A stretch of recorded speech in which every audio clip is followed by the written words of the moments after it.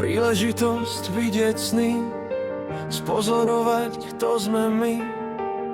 Stačí už len byť dlho nepoznané, pritom cítiť stále prítomné všetko. Vyzerá to na nečakané stredko, vraj poď naplnený aj s inou, pozerať na to voľbou priezračnou. Čo je vidieť na tej prechádzke, komu patrí, čo je v láske, rozhodnutie na tom kroku, uvidieť niekoho pri svojom boku. Bola uvidená bariéra, predstavila sa ako chiméra, čakať stále niečo špeciálne môže vyzerať jak zvučárne, záleží na okuliaroch nosených, tých podmienok akože vedomých.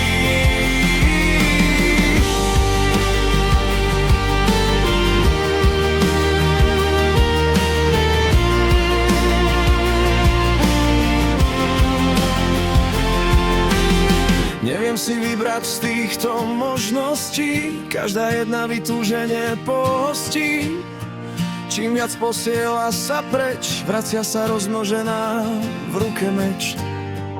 Len tak neodíde nikdy, priznám aj vyslovené krivdy. Zamýšľam sa nad tým scenárom, osladené neviditeľným nektárom. Čo to znamená ponorenie, aké je tam vidieť prekvapenie, ukáže sa cesta v hĺbke, nedá sa zbadať už nič trpké. Potreba vyplávať aj na hladinu, pozrieť sa na ukážkovú vlnu, pri každom pohľade inak vyzerá, odkiaľ si tie vlastnosti vyberá.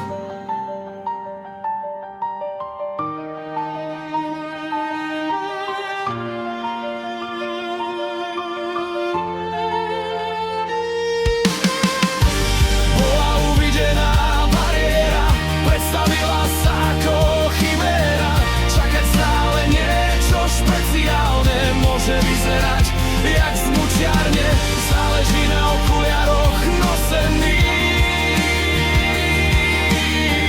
tých podmienok akože vedomých.